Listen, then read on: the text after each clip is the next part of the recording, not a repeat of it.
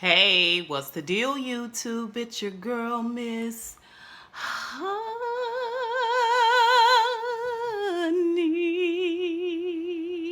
Welcome back to the channel. Welcome back. Oh, hey, it's Breast Cancer Awareness Month, everyone. So, pink it up, pink it up. Remember to donate and support uh, to the cure for cancer. It matters. And scene. Let's get into Tamar Get Your Life. I can't remember if this is episode 5 or 6. Not really sure how they were able to eke out 6 episodes because the the cart is going off of the rails. Like, it is a complete ish show at this point, right? Before we get going really good with Get Your Life, I wanted to thank all my new subscribers. I want to thank you all for commenting down below. Thank you so much for the thumbs up on all my videos. Also, I want to just come in and clear some things up. I was wrong about a couple of things, and I think if you're going to point something out and you find that you're wrong, it is important to come back and to say that you were wrong. So this is the same house that Tamar was in. I was so convinced. I think it was the call from the lawyer that really made me feel like this is not her house. Like, I was the entryway, like I was looking at it real weird. So anyway, this is the same house that she was in from episode 1. So I'm conceding to that. Also, I made a couple of comments about all of the people that are around Tamar. And it kind of dawned on me this episode that I think that there are quite a few people that are fillers and you know, scene fillers, that's what I mean, and are just in and around and about. I stand by that. But I just want to go ahead and shout out the guys that played Tamar's were the stand-in for in Tamar's dream.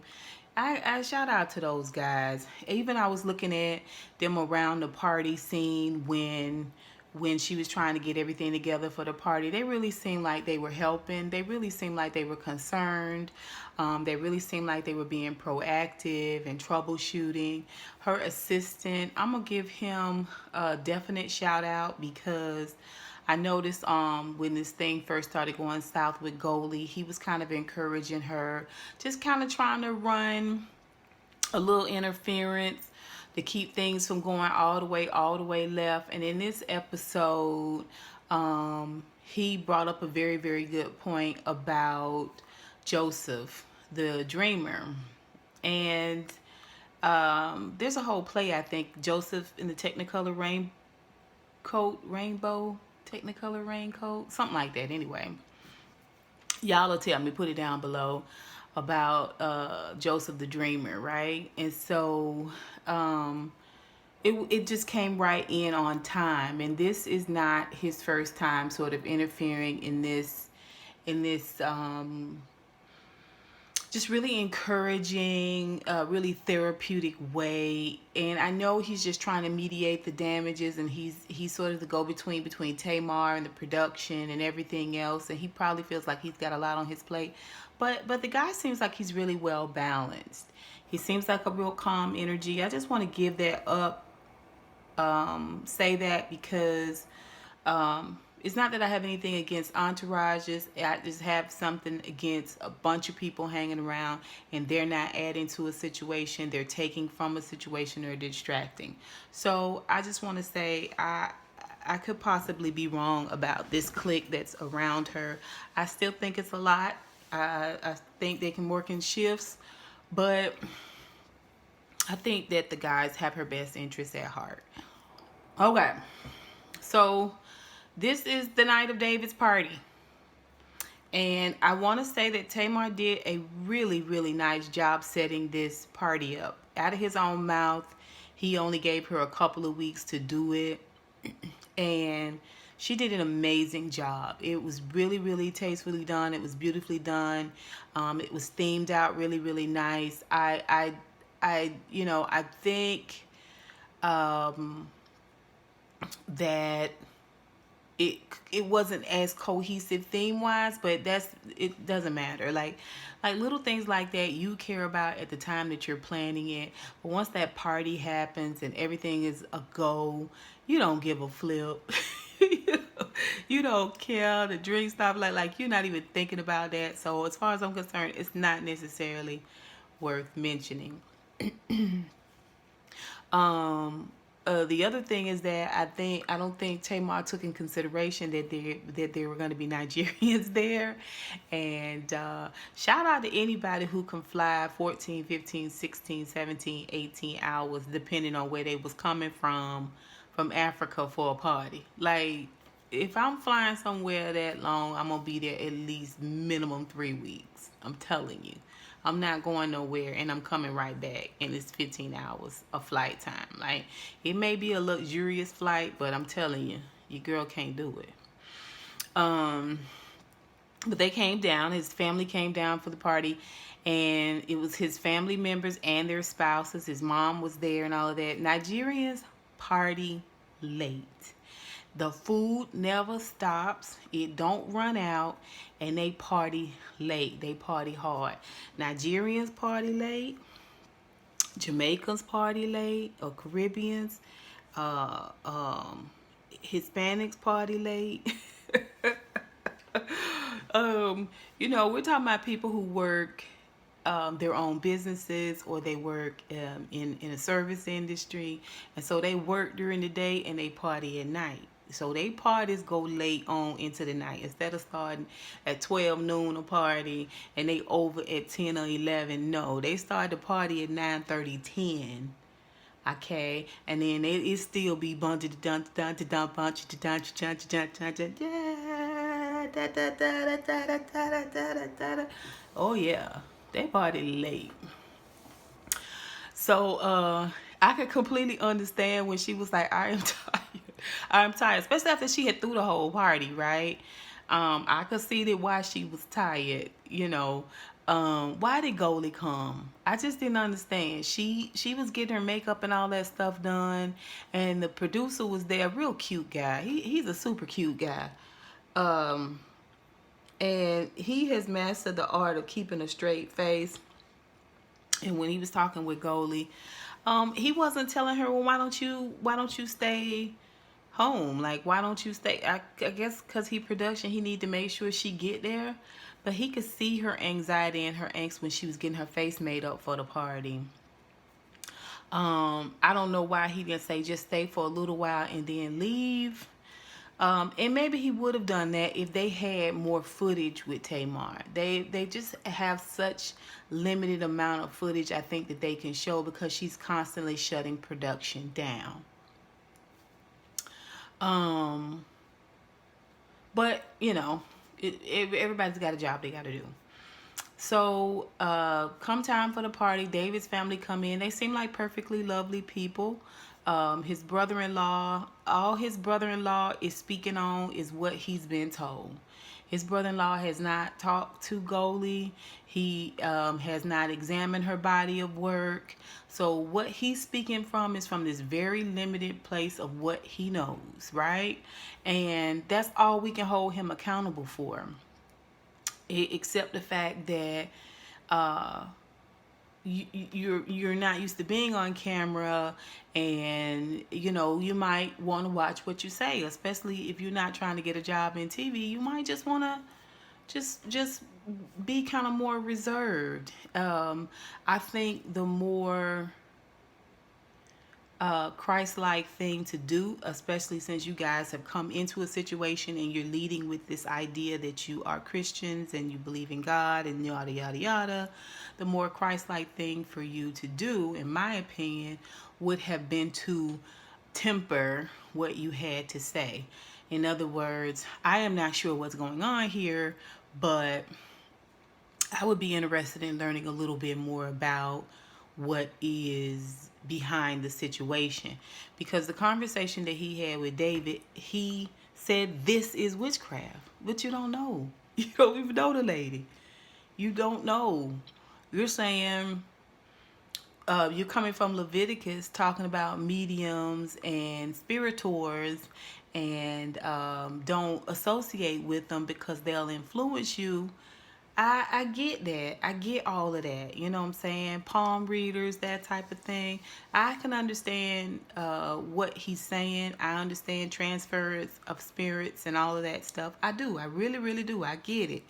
You guys know I grew up Pentecostal holiness, so I get it. Right? But how you gonna call the thing and you don't have any point of reference outside of what David has told you? Okay. So I think he could have been a little bit more Christ-like in the situation and had a little bit more temperance, because what he said to David, I feel like co-signed on some of the negative ideas and feelings that David already had. Okay, he put a battery in his back, so to speak. He gaslighted him, kinda, in that, you know, David. That, I think that's what led to this altercation at the end, or kerfluffle at the end of the episode. But we go through the party and everybody is drinking. Everybody is drinking. It's a party. Everybody's having a good time. The problem is that people are filming. These are things that we would be sitting back and we would be laughing about and kick back and go get a little bit more to eat and laugh about this person and watch this person dance and like, you know, that's a party, right? Like, the drunk people kind of sort of make the party in a way, right? Until it get out of control. Yeah, until you have to put them to sleep or put them in an Uber. Drunk people can be a lot of entertainment at the party. I do not know why, or I don't know how long Goli stayed, but I don't know why she stayed as long as she did, because it came to this point where she was just looking so awkward and so raggedy. People weren't talking to her and they weren't incorporating themselves. She didn't really know how to incorporate herself either. It seemed like David wasn't, you know, she couldn't really chit chat with Tamar. Tamar really wasn't, you know, that's how it is. At the party, she's looking at a whole bunch of stuff. She don't have time to babysit Goli. She don't have time to babysit Goli. She don't have time to hold Goli's hand. Goli has to entertain herself. Goli could have gotten somewhere in a quiet space and had drinks and had food and chit-chatted off from the cameras. It just seemed like she had this nervous energy. She started doing shots and drinking, and you know, drunk Goli it looks a little bit different from I don't even know why she came to the party, actually, except that production told her to come, because she wasn't doing dream work. Like, keep it professional. Why are you here at this party? You know, and she kept saying, I love Tamar, I love Tamar. How do you love Tamar already? Calm down, Goli. Calm down. I would have ran through that party and made me a couple of plates. I say a couple because you need a plate from the hot bar and you need a plate from the dessert. Everybody knows this. Everybody knows this. You know what I'm saying? You make your plates in stages. Okay, you get your hot foods first. Okay, you might have to hit that twice. Bam, ba-da, ba-doop, ba-doop, ba-doop, ba-doop, ba-doop. And stack it away, put it away, tie it off real good. You know what I'm saying? You got to move in silence, and then you got to hit that dessert table. You know what I'm saying? Stick and move, get your goodies. Okay, tie it up, and then when you say your goodbyes, I had such a good time. I know I got to get up in the morning. See y'all later. I had such a good time. It's so beautiful in here. It's gorgeous. Call me tomorrow. And then you go and get your stash. And you heads on out the door, okay? And you go home to be with your food. You go home to be with your snacks. You make you drinks there, okay? Because you got all these delicious tidbits, okay? If you know the family good enough, you can go back the next day and get you some leftovers. But I digress. Goli shouldn't have stayed as long as she did. She should not have stayed as long as she did. She should have breezed through that party, baby, and smiled and congratulations, happy birthday. It's good to see you guys. Wonderful to meet you all. When he put her on the spot and he was like, Goli's amazing. Goli's an absolutely wonderful. What do you do? What is it that you do? I was like, Goli, that was your clue right there. He's trying to embarrass me. He's trying to, I was like, okay, we get it. Like, we get David's angle. We see it. You see it. Get your ish, okay, and get the heck out of there because you got a brand to protect, right? Meanwhile, Goli done failed. She been drinking. She trying to find somebody she can be friends with. She done fell on the dance floor. She bruised her arm, and she keeps saying, David's piercing eyes, the way he's piercing. Okay, at this point, Goli, you kind of seeming like you might be a witch. Like, you're so agitated and focused on David. It's like he's gotten into your head. Like, he's gotten into your head and into your spirit. See, this is what I was saying about that spirit of witchcraft. We think it comes in a black dress, which I don't know.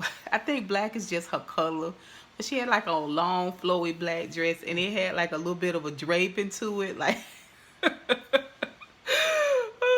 like a tail, like dragging. I was like, oh, girl, if you don't look like you just floated in off the... What was she thinking? Anyway, he just got inside her head. Like, she was feeling so insecure, and it was nobody to me that could really overcome that for Goli but Goli. And then you put booze on top of it. She felt like he made her fall. And you know, I don't disagree with that, but I don't think it was in a direct way. I think he got inside your head, Goli, and you done started drinking, and you kind of flicked it anyway because you know, you a woman of particular age, and you don't have a lot of meat on your bones. I can see that you kind of, you know, built up a little differently, and you don't need to be dancing anyway. I could see you just trying to resist the urge to start just. Oh, Goli, you should have got you. You should have walked through that party and walked in that front door and walked out that back door. I'm telling you, that was her worst mistake. Anyway. Everybody was drinking. Tamar was drinking. Tamar was trying to act like she wasn't drunk. And David was drunk, but he was trying to act like he wasn't drunk. And it was his intent to keep Tamar at his side the whole night. He said, let's stay together. Let's stay together. And when you throw a party, you have to mix and mingle. You do. And not just with his friends. You have to walk through the kitchen. You got to, you know, she got to keep people out of her bedroom. Keep people out of these other rooms. You don't know what people going to do. I think her son was there.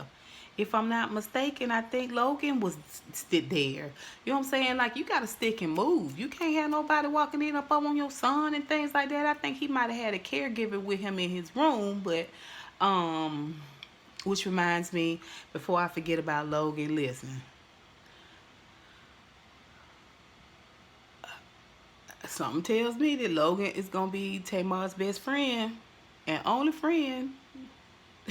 Something tells me that he going to be braiding Tamar's hair at night. Okay? And singing her to sleep. Something tells me. Y'all know what I'm talking about? Okay.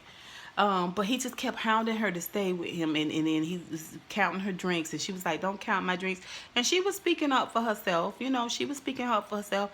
I will say that this idea that he is completely suppressing her and running her life and all of that, I think her fear of losing a man or not having a man is running her life.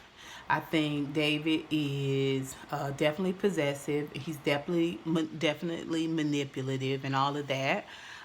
But Tamar seems like she holds her own. She does. They just are toxic together because the two of them are very similar. They have the same energy. Okay, so every time she would try to close her eyes and sit down for a second, he wasn't allowing it. He wasn't going to have it. You're not going to sit down. You know, it's embarrassing and it's rude. This your whole party. If you don't go out here with your people and mix and mingle and talk and let them know.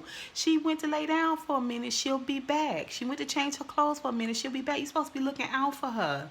You're not supposed to be hounding her like this. And it was clear that he was drunk too. Them conversations where you seem like you got it together, but it's very clear that you drunk. She was like, "Did you not have a whole plate of rice?" I was like, "If that drunk conversation." He was like, "Well, Benny, that settles it. That settles it. Are we not, They were both drunk. They were both buzzed. Like buzzed, right? But she got up and changed her clothes and rallied herself and got herself together. Okay. And her mistake was thinking that she could drink. She could drink. And you threw this party for him. He's the one that's supposed to technically be getting drunk and lifted, and you're supposed to be pacing yourself and managing this party. And that's just what it is. So she went and changed her clothes and came back out. And at this point, she was freshened up and she was on. She just needed them 30 minutes to rest. She just needed to close her eyes for 30 minutes and go inside and change her clothes and come out of them undergarments and all that stuff and release it all. And then she was fine. And it seemed like it turned out to be a nice party. The cutting of the cake and the blowing out of the candles, it looked like it was really, really beautiful. His family looked like they were very, very happy.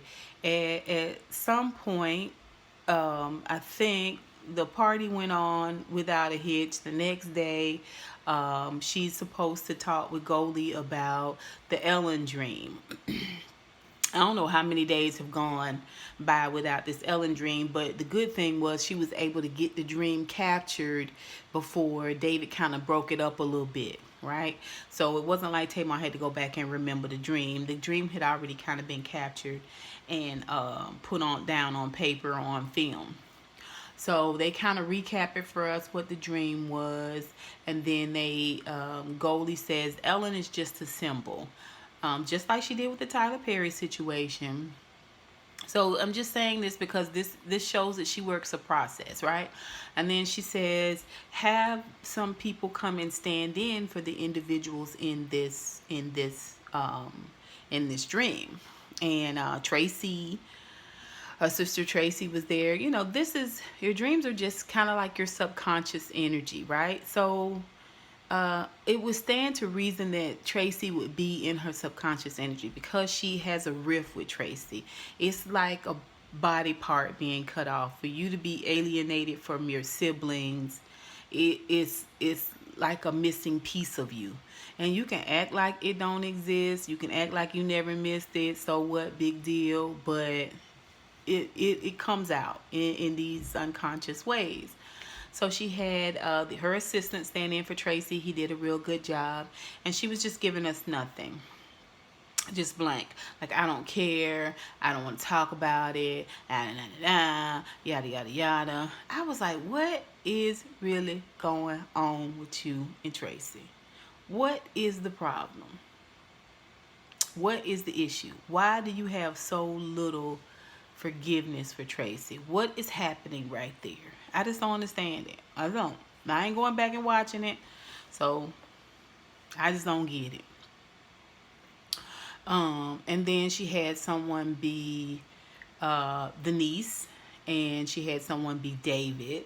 And those individuals did really good. Tamar talked to them just fine. And then she asked Ellen why she was there.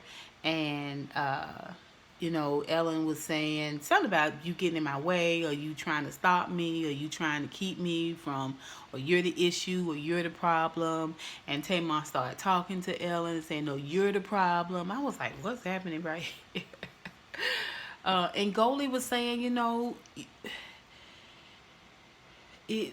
this sense of betrayal, the sense of honesty from a male energy is because of your pattern through your relationships with males in the past. Her daddy cheated on her mama. I don't know what's going on with what went on with her and Vince in terms of fidelity, but maybe that had a little bit to do with it. Also, betrayal doesn't always mean cheating. Sometimes betrayal means, maybe she felt betrayed in business. Maybe she felt betrayed in financially. I don't know. But this male energy of betrayal is something that's familiar to her, and it keeps coming up to her. It was a very valid point. It came off from a dream work, but it could have just as easily come from hypnosis. It could have just as easily come from therapy. It just could have just as easily come from a deep life coaching session. When you get to this place where you're talking and you're talking to an individual that has a measure of discernment, things come up, things come out, and you eat the meat and you spit out the bones. That which applies, you tend to latch on to. That which is unfamiliar to you or foreign to you, you let it fall by the wayside. Now, I say all this because y'all know I grew up in a very devout Christian home. Pentecostal holiness, like I said, it don't get no deeper than holiness. Unless there's Orthodox holiness, it don't get no deeper than holiness. Like, okay. But I can remember very clearly, and my mom was an evangelist, a pastor, a prayer warrior, the whole nine. Like, we didn't play all that. I didn't even pledge in college because that wasn't considered something that a Christian would do in terms of you're going to be indoctrinated in this way, and you got to learn their tenets, and you got to march in step. At that time you went through hazing, or I forget what they call it anyway, where they got all dressed alike and walk in the same line together and all that. Anyway, my mama was like, I ain't paying for that. I'm not paying for that indoctrination, that brainwashing. No, you stick with the Bible and stick with your books. Okay. But I can remember my granny and my mom and some other, elders in the church talking about they had a dream the night before and what the dream was about. And somebody would say they had a dream and it was a snake in their bedroom. And everybody would say, did you kill it? Because it was understood in a dream, if you didn't kill that snake, then you still got the problem is going to be around. If you killed the snake in your dream, then you killed the problem, right? Right? Like, dreams happen. Dreams happen. They come from being stressed. They come from being hungry. They come from being completely tired and having things on your heart and on your mind unfinished. Dreams in and of themselves are not evil. They're not. And someone who can interpret or someone who can discern is not necessarily a witch. And that's just what it is. I think that the assistant had a very valid point bringing up Joseph. And if I'm not mistaken, he got that information from Evelyn, who is Tamar's mom. Tracy's getting married in a couple of weeks. They want Logan to be the ring bearer. She let Logan decide whether he wanted to do it or not. I think he's 6 or 7. I don't know. And he said he didn't want to do it. I think if Tamar was in a better place with Tracy, she would have made Logan feel at ease and feel confident enough to participate in that wedding. But because she got beef with Tracy, she just let it be Logan's decision. And I think that was a mistake, because you're separated from your sisters and their and things that are going on with them doesn't mean that Logan has to be. And you should encourage him to be with his family just like you encourage him to be with his daddy. That's just what my thought is on that. Y'all tell me what y'all think about that. So then we come down to they're doing really, really well with this dream thing. It's a moment, and we've come to this place where we realize Tamar has had yet another breakthrough, and I think Tamar is sincere about what she's doing. At first, it didn't seem like it, But now it seems like she's a little bit more sincere about the actual work, not about the stuff that's going on with David and Goli. I think she is making Goli the sacrificial lamb in that. But when it comes to the actual dream work, I think she's sincere about that.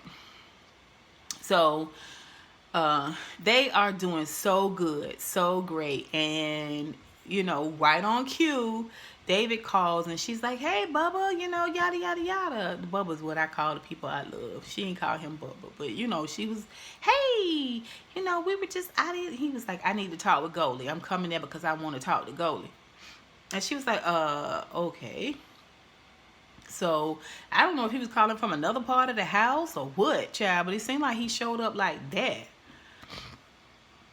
And for some reason, all three of them took off their mics. And all three of them go into a room and close the door. And for some reason, nobody wanted to say exactly what happened in that room. He was giving us the blah, blah, blah, blah, the woo, the woo, the woo, yada, yada, yada, bullshit, bullshit, bullshit, bullshit. And Goli was still just trying to act like I was just my greater self, and I just had to speak up for myself. And Goli got upset. We could hear her saying, calling him an MFer, and he F you, and F you, and F you. Let me tell you what I think happened, because we don't know what happened in that room. I will say this, I can see why he didn't want this shown. I can see why he didn't want it shown, because it's clear that he is manipulating and controlling, and to a certain degree he's a strong armor. Okay, I think he didn't want that shown. I think what happened in that room is they got to talking, and he tried to ask her a whole bunch of questions, and she had already been drinking, and Tamar was like, I ain't in this, I'm gonna let y'all discuss it and get it figured out. And then she was like, I don't believe you know what you're talking about. I'm not here for you, and this work isn't for you. This work is for Tamar. You don't mind her twerking on stage? Why would you mind this? And I think he got to a place where he did what he came there to do, which he was going to cast the devil out of Goli. And I think that's what he did. I think he walked up to her and he put his hand on her head, and he probably said, come out of there now. Release her now. You must let her go. You will not come between me and Tamar. You will not come between me and my family and Tamar. You will be exercised. And she was like, get off of me, David. This is ridiculous, David. I don't want you. You're a mother. He was like, come out of her. Come out of her. I believe that's what happened. I believe he went in there pompous and pious and a big old a-hole. And I think he put his hands on Goli in an effort to try to he thinks so highly of himself that he thought he could go in there and cast the devil out of Goli, and not realizing you the devil. You the devil? Who you casting? I know you ain't trying to cast it out of Goli. How you gonna cast the devil out of Goli and the devil is in you? I think that's what happened. Y'all tell me what you think. All that old bullshit that they couldn't really say. They wouldn't say exactly what happened point by point by point, you guys. None of them. Goli was like, he should just, no. Why would all y'all take y'all mics off? That's number one. Goli, you taking your mic off really puts you in this danger space, if you ask me, because that mic is all you got to show what went on in there. So to me, taking your mic off is like saying, I'm finna go in here and do something I don't want nobody to really know about. Now, maybe for Goli, it was the fact that she knew she was gonna call him an MFer and an effer and an effer. As far as she concerned, she really told him off. She said, I spoke my truth. Okay, but it was on her strong because they couldn't really get her to go on. Even the assistant was like, Goli needs to go on. If she's done, she's done. She needs to go on, and we need to just move this energy out so that we can calm everything down here in the house. But Goli just kept talking. And it's because she wasn't getting anything back. Nobody was saying, you're right, Goli. It'll be fine, Goli. Just go home and you'll feel better in the morning, Goli. I'm gonna talk to him. When people don't get anything back, that when they telling you how they feel, and it's just falling flat, it just makes them keep talking. You almost have to tell them, you're right, it's fine, you're going to be okay. I can see that you're upset. But people were just listening to them and just listening to her and just letting her. And it took them forever. And she had been drinking. She was like on an adrenaline high. It took them forever to get her in the car and get her on out of there. It did. It did. And it wasn't like she was ranting and raving. She was just like in a whiny, repetitive, you kind of drunk type of way. You still slightly drunk type of way. And David, they couldn't pin him down on that camera for nothing. They didn't talk to him that night. They talked to him at another time. He was sitting there like confessional. He was sitting there. We didn't even get his energy then. We know that Tamar in that room was like, David. I'm telling you, he was like, get out of here. I rebuke you, Satan. I cast you down and out. I'm telling you. And his brother is the reason why. His brother-in-law is the reason why he thought he could go in there and cast that doggone demon out of Goli. Wait a minute, I don't think Goli was drunk. This was the next day.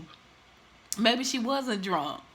But she was definitely kind of a little loopy-doopy. So I don't know if she had went outside and hit her a couple of two, three pulls on that cigarette, you know. Possibly. But y'all tell me what y'all think. Put it down below. Ciao.